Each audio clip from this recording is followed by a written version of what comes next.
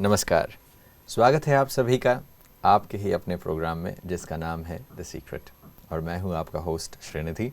और हम हर बार बात करते हैं कुछ ऐसे विषयों पर जो सीक्रेट तो हैं इसलिए नहीं क्योंकि वो आपसे छुपे हैं, इसलिए क्योंकि आप उसके बारे में पूरी तरह नहीं जानते।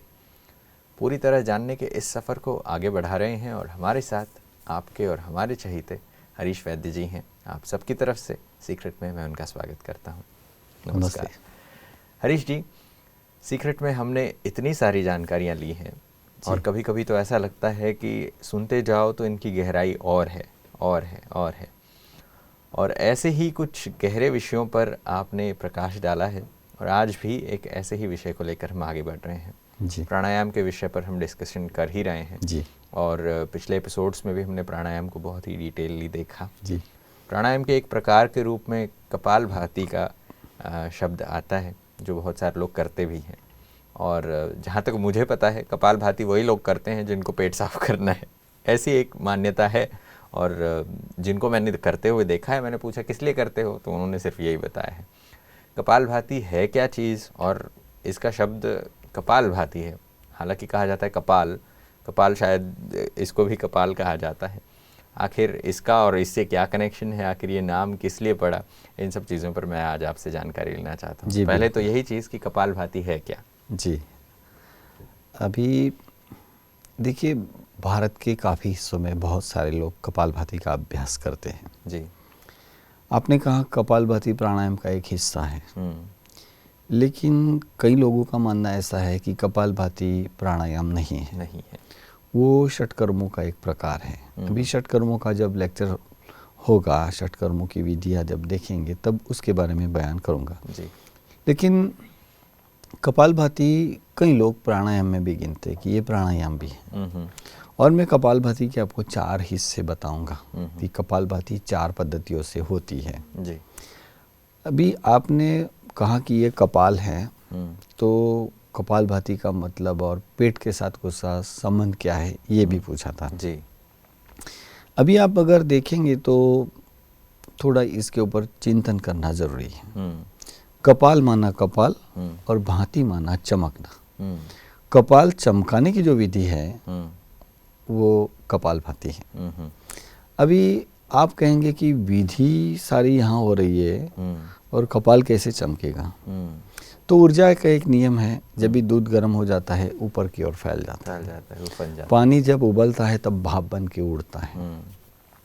वो उसकी शक्तियों का रूपांतरण केवल हो जाता है। शक्ति वही रहती है लेकिन तो रूपांतरित हो जाती है।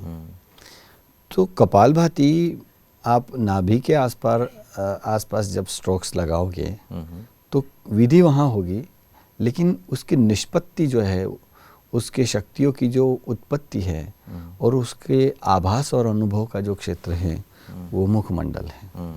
वो प्राथमिक तरह का है कि कपाल का चमकना। लेकिन कपाल कब चमकेगा, दुनिया भर की गंदगी अगर पेट में होगी और आप कपाल चमकने की बात करोगे तो वो पाउडर और लाली लपेटे से चमकेगा लेकिन नेचुरल रूप से वो नहीं चमकेगा।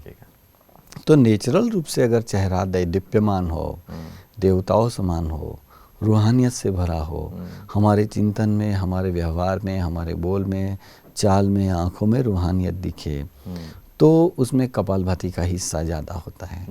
और भी जो प्राणायाम है वो भी हिस्सेदार है, लेकिन चेहरे को चमकाने में, कपाल को चमकाने में कपालभाति का हिस्सा ज़्यादा है जी। कपालभाति एक ऐसी विधि है कि जिसमें सांसें नहीं ली जाती है, केवल फेंकी जाती है। और हंसते हंसते हम कई बार कहते हैं कि फेंकने में बहुत सारे लोग उस्ताद होते हैं, माहिर होते हैं जी। तो कपालभाति बस फेंकने की विधि है जी। उसमें सांसें लेना नहीं है। जैसे अनुलोम विलोम में हमने सांसें ली और सांसें छोड़ी, तो कपालभाति में लेना नहीं है, केवल फेंकना है। जैसे निकालना है।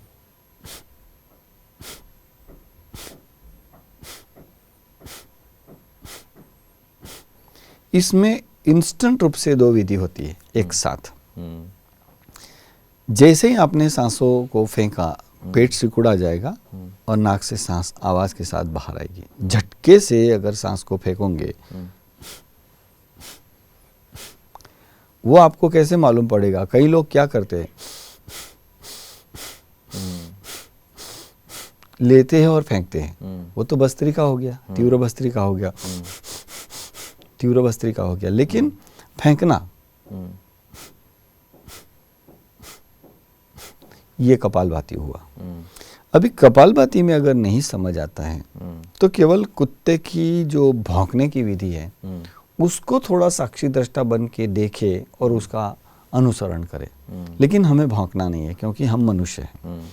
जैसे कुत्ता भौंका, आप किसी भौंकते हुए कुत्ते को देखो, उसके पेट के दोनों हिस्से ना वो अंदर बाहर होंगे, भू भू भू अंदर बाहर होंगे। आप तनिक 2-5 बार स्टाइल से खाली ऊपर ऊपर से भू भू भू भू मत बोलो, लेकिन जर्क से भू भू भू करो, 4-5 बार करो, भू भू। हाँ, भू। क्या होता है? पेट अंदर खींचता है, यहाँ झटका लगता है, जैसे भू भू भू।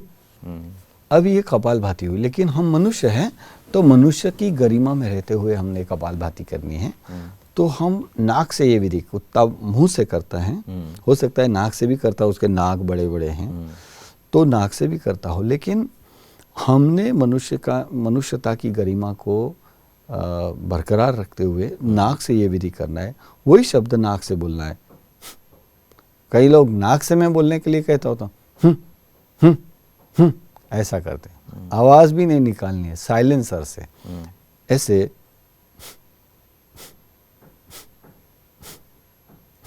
फिर भी कई लोग गलतियां करते हैं। आपको आ सकता है ये कपालभाति? अगर आप करा रहे हैं तो मैं जरूर जी, आप वैसे मैंने जो बिल्कुल कमेंट्री दी, ऐसे करो।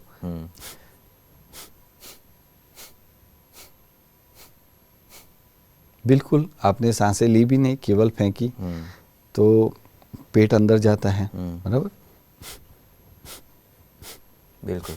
हाँ, अभी ये कपालभाति स्पष्ट हो गई। मुझे लगता है आपको भी ये विषय स्पष्ट हो गया होगा।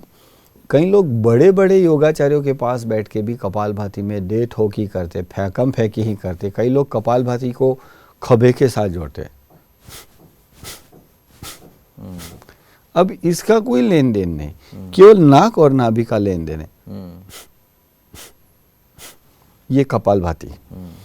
अभी कपालभाति कौन न करे, ये बड़ी रुचि का सब्जेक्ट है। अभी गर्भवती महिलाएं कभी कपालभाति नहीं करनी, सोचना भी नहीं चाहिए। और जिनकी अभी अभी शादी हुई है, जो लोग बच्चे का प्लानिंग कर रहे हैं कि भाई इस साल में हमें बच्चा पैदा करना है, तो वो लोगों ने माना स्त्री पात्र ने उसमें जिसको माँ बनना है, वो कपालभाति कभी नहीं करेंगी। नहीं तो गर्भ अगर रहा हुआ है तो वो उसको नुकसान होने के चांसेस हैं। फिर जो स्त्री मासिक धर्म में है, पीरियड में है, वो कपालभाति नहीं करेंगी। फिर जिन पुरुषों को पेट में अगर कोई गांठ है, लीवर सिरोसिस है, किडनी की तकलीफ़ें हैं, या पेट में कहीं भी किसी भी कोने में हम नहीं जानते हैं ऐसी कोई नुकसानी है, तो उन लोगों ने कपालभाति को अवॉइड करना चाहिए। फिर जिन लोगों के समझो कोई ऑपरेशन हुआ, सीजर ऑपरेशन हुआ है, या कोई भी ऑपरेशन, कोई छुरी चली है पेट ऊपर, तो उन लोगों ने कपालभाति को बिल्कुल लिमिटाइज कर देना है, मर्यादित कर देना है। वो 50 के 3 वृत्त कर सकता है। 50 के 3 वृत्त माना 50 बार कपालभाति की, 1 मिनट आराम, फिर 50 बार, फिर 50 बार, ऐसे 50 के 3 वृत्तों में करेंगे। अन्यथा ऐसे लोगों का पेट बढ़ता है, क्योंकि पेट की जो स्थितिस्थापकता है, स्थितिस्थापकता माना समझो कोई स्त्री प्रेग्नेंट है, अब उसका प्रसव हो गया, बच्चा पैदा हो गया, तो बाद में वो पेट अंदर चला जाता है, वो बड़ा का बड़ा नहीं रहता है, अंदर चला जाता है। उसको स्थितिस्थापकता कहते हैं। स्थितिस्थापकता क्या है? जैसे मैंने मेरे ये गाल खींचा, छोड़ा तो अपनी जगह आ गया, ये फुलाया फिर अपनी जगह आ गया, तो ये उसकी स्थितिस्थापकता है। जैसे वृषण की थैली फैलती है, ऊर्जा का बिल्कुल विलय कर देती है, फिर अपनी जगह आ जाती है, छोटी हो जाती है, तो उसको स्थितिस्थापकता कहते हैं। तो पेट की स्थितिस्थापकता ऑपरेशन के बाद खतरे में आ जाती है। जो नेचुरल स्थितिस्थापकता होती है वो नहीं रहती। इसलिए जो कपालभाति ऑपरेशन के बाद ज़्यादा करते हैं, मैंने अपने अनुभव में, जो ढेर सारे लोग मेरे संपर्क में हैं, योगालय में आते हैं, उनसे मैंने देखा कि उनका पेट बड़ा हो रहा है।